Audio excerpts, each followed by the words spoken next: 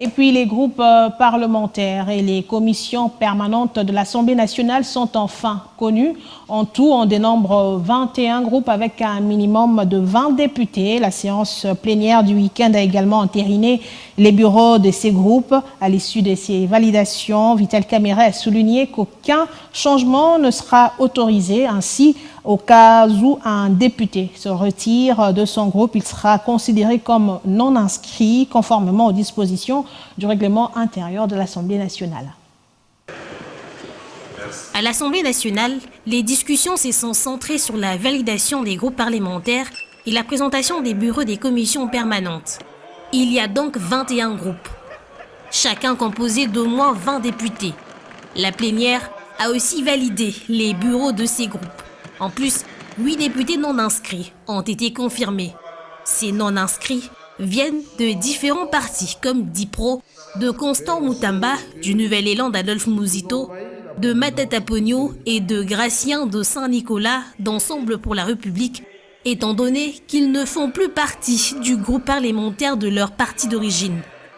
Après tout ça, Vital Kamerhe a rappelé qu'une fois validé, il n'y aura plus de changement. Si un député quitte son groupe, il devient non inscrit, comme le stipule le règlement intérieur de l'Assemblée nationale.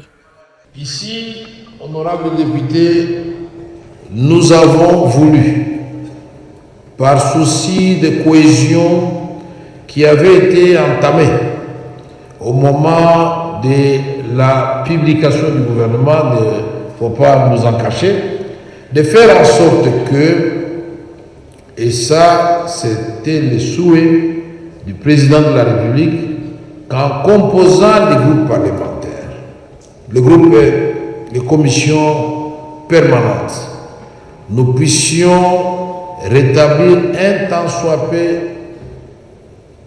la cohésion parmi nous. Un sujet d'envergure internationale a été fortement évoqué par le président de l'Assemblée, Vital Kamerhe. Il a encouragé les parlementaires congolais à se positionner comme des ambassadeurs du pays pour faire entendre la voix de la RDC sur la scène mondiale, surtout dans les forums où les discussions sont cruciales pour la paix et la sécurité.